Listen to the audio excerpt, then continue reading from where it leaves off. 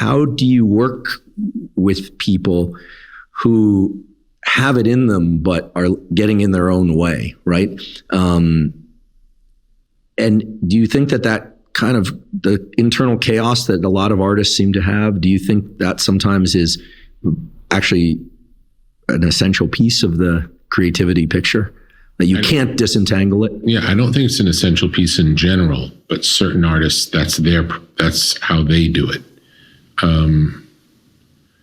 I would say I rarely get to see the chaotic part of artists. For whatever reason, they rarely show it to me.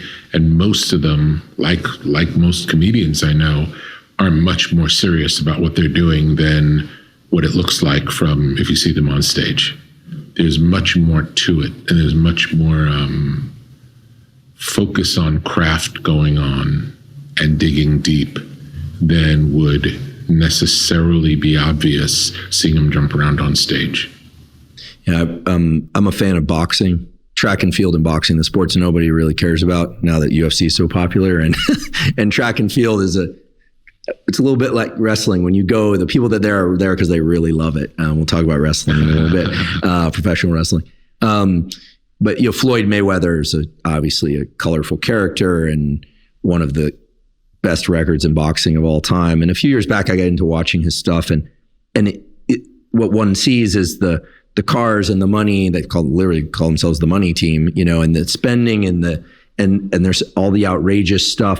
But I know someone who was in camp with him, who actually was a sparring partner for him, and the lore has it, they have very closed door sparring or camps, but the lore is that he would do, because nowadays it's 12 3-minute rounds, right? With a minute in between. Used to be 15, but now neuroscientists stepped in, and it turns out a lot of the deaths were occurring when it was more than 12 rounds. Wow. For whatever reason, it cut off at 12, really seemed to truncate the death. There are other things too. If the dad is apparently a cornerman, we have someone else here at the podcast who knows more about this than me. That's fascinating. Yeah, the kid not wanting to disappoint the parent correlated with death.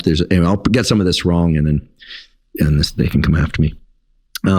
But in any case, this guy who was in Floyd's camp said that he would do 30 to 60 minutes of sparring, bringing in fresh sparring partners with no rest. That he would run 3 or 4 times per 24-hour cycle, despite all the critical need for sleep.